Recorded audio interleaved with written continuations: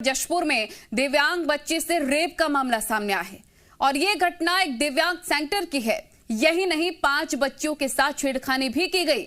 इस मामले में सेंटर के ही चौकीदार और केयर टेकर पर गंभीर आरोप लगे हैं। बताया जा रहा है कि 22 से 23 सितंबर की आधी रात में चौकीदार और केयर टेकर शराब के नशे में आश्रम पहुंचते हैं। आरोप है कि इन लोगों ने पहले तो महिला स्वीपर का रूम बाहर से लॉक किया और फिर दिव्यांग बच्चियों के साथ शोषण की वारदात को अंजाम दिया। पुलिस के मुताबिक एक बच्ची से रेप, 5 बच्चियों से छेड़खानी की गई है। मामले की शिकायत मिलते ही कलेक्टर ने तत्काल जांच के आदेश दे दिए हैं। फिलहाल दोनों आरोपियों को हिरासत में ले लिया गया है। मामले की जांच की जा रही है। देखिए, मेरी जानकारी में आते ही मैंने एसपी साहब से बोला है कि इस मामले की जांच हो और जो भी उसमें दोषी होंगे, जो नियमानुसार कार्रवाई होगा वो किया जाए। छेड़छाड़ और दूसरी घटना करने के संबंध में हमें शिकायत प्राप्त हुई थी और शिकायत के संदर्भ में जांच किया गया है और जांच पर से एक दिव्यांग बच्ची के साथ दुष्कर्म और 5 बच्चियों के साथ छेड़छाड़ की घटना की पुष्टि की हुई है और उस आधार पर प्रकरण पंजीबद्ध किया जा रहा है। सत्य प्रकाश, जी मीडिया रिपोर्टर, तमाम जानकारी के साथ हमारे साथ लाइव जुड़ गए हैं। सत्य प्रकाश, जशपुर आज शर्मसार हो चुका है। दिव्यांग बच्चियों के साथ रेप होता है, छेड़खानी होती है और आरोप चौकीदार और केयर टेकर पर लगा है।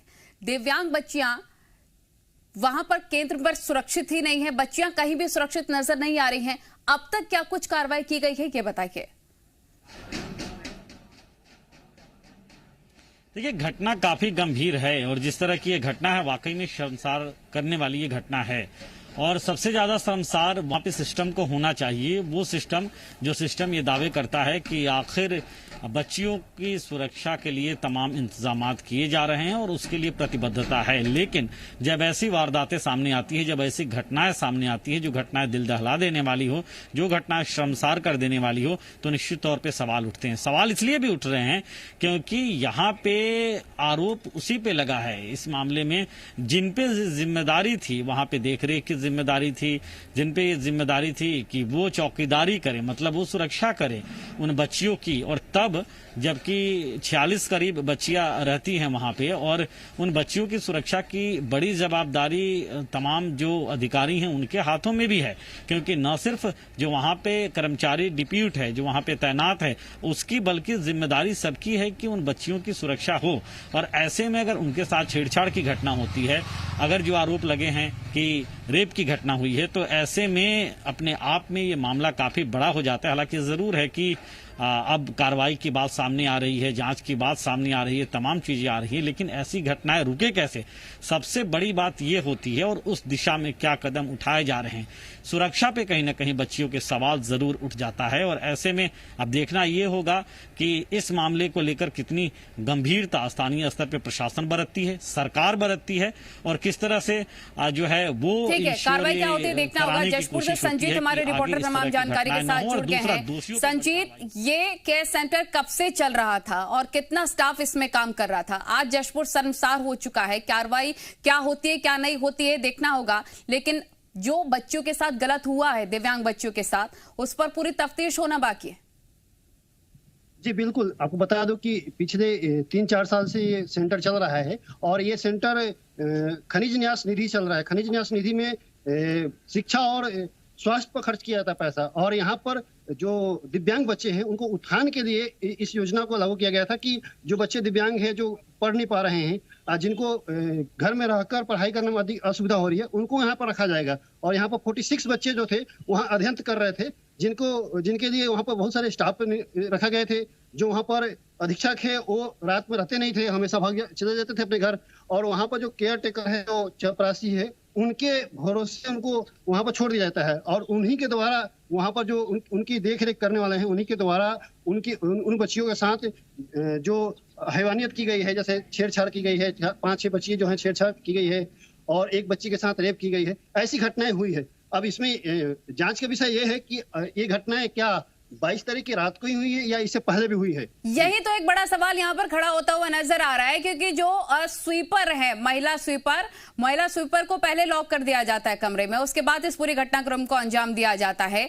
क्या ऐसे पहले भी घटनाएं हो चुकी हैं? क्या शक था महिला स्वीपर को? यह भी एक बड़ा सवाल है। नहीं, बिल्कुल। देखिए, ये योजनाबद्ध तरीके से किया गया है, क्योंकि योजना बनाई गई है तब जाके एक घटना को अंजाम दिया गया है। ठीक है, आपके पास लौटेंगे। महादेव कावरे डीएम हमारे साथ जशपुर के जुड़ गए हैं। सर, बहुत ही बड़ी घटना है, ये दुर्भाग्यपूर्ण घटना है। जिन पर जिम्मेदारी होती है बच्चों की सुरक्षा की, दिव्यांग बच्चों की, वहां पर रेप कर दिया जाता है बच्चों का, दिव्यांग बच्चों का छेड़खानी होती है। जिम्मेदारी कौन लेगा? जी, जानकारी में आते ही मैंने मामला पुलिस को सौंप दिया है और पुलिस जांच कर रही है। दोनों जो है उनको गिरफ्तार कर लिया गया है जिन लोगों ने तरह का कृत्य किया है, और हम जो दोषी हैं संबंधित के खिलाफ कड़ी से कड़ी कार्रवाई करेंगे। सर, इस सेंटर के बारे में आपसे जानना चाहेंगे, कब से ये चल रहा था? इससे पहले भी क्या आपके पास कुछ शिकायतें आई थी इस सेंटर से? देखिए, ये 2007-8 से चल रहा था और अभी शिकायत इसके पहले नहीं आई थी। लेकिन सर, ये बहुत ही गंभीर मामला हो जाता है। दिव्यांग बच्चों की सुरक्षा का पूरा मामला है और कितनी लापरवाही के साथ बच्चों की सुरक्षा को मद्देनजर रखा जा रहा था, ये अब सोच में पड़ गई है स्थिति। आने वाले वक्त में ऐसा दोबारा ना हो सके, इसको लेकर पुलिस प्रशासन, कानून व्यवस्था कितने दुरुस्त है? देखिए, भविष्य में ऐसा घटना ना हो इसके लिए पूरी हम लोग सुरक्षा मापदंड का पालन करेंगे और पुलिस इसमें भी सहयोग करेगी। लेकिन सर, जिस बच्चे के साथ रेप हुआ है, जिन बच्चों के साथ छेड़खानी हुई है, दिव्यांग बच्चियां हैं, कहाँ ये अपने विकास के लिए, पढ़ाई लिखाई के लिए आगे बढ़ना चाहती हैं, उनके साथ गलत हो जाता है सेंटर के भीतर में, उनके परिजनों को क्या कहेंगे आप? क्या आश्वासन देंगे ऐसे मुश्किल वक्त में? देखिए, अभी तो जांच ही चल रही है और कल ही ये जानकारी में आया है। वास्तव में अभी मेडिकल परीक्षण वगैरह होना है, उसके बाद ही क्लियर होगा। अभी पुलिस भी पूरी उसमें नहीं आई है कि वास्तव में घटना जो है किस तरह का हुआ है। अभी जांच में ही ये मामला है पूरे। तो क्या सर, आपको लग रहा है कि और भी कई स्टाफ की संलिप्तता हो सकती है, और भी लोग मिले हो सकते हैं? आप ये कहना चाह रहे हैं? जो भी इसमें संलिप्त होंगे संबंधित के विरुद्ध कड़ी से कड़ी कार्रवाई की जाएगी। ठीक है सर, शुक्रिया जुड़ने के लिए। आप कह रहे हैं कार्रवाई होगी। हमारे साथ रिपोर्टर भी जशपुर के जुड़े हुए हैं। आपसे जानना चाहेंगे कि हालांकि बहुत पहले से ये चल रहा था समर्थ सेंटर, लेकिन क्या पहले शिकायतें मिली थी? ये तो सवाल मैंने पूछा कलेक्टर से। हालांकि उनका कहना है कि पहले शिकायतें नहीं मिली थी, लेकिन जिस स्वीपर को बंद किया गया वो क्या पहले भी इसको लेकर संशय बरकरार कर चुकी हैं कि शराब पीते थे स्टाफ के लोग, चौकीदार और केयर टेकर जो है, पहले भी इस तरह के मामले आ चुके हैं?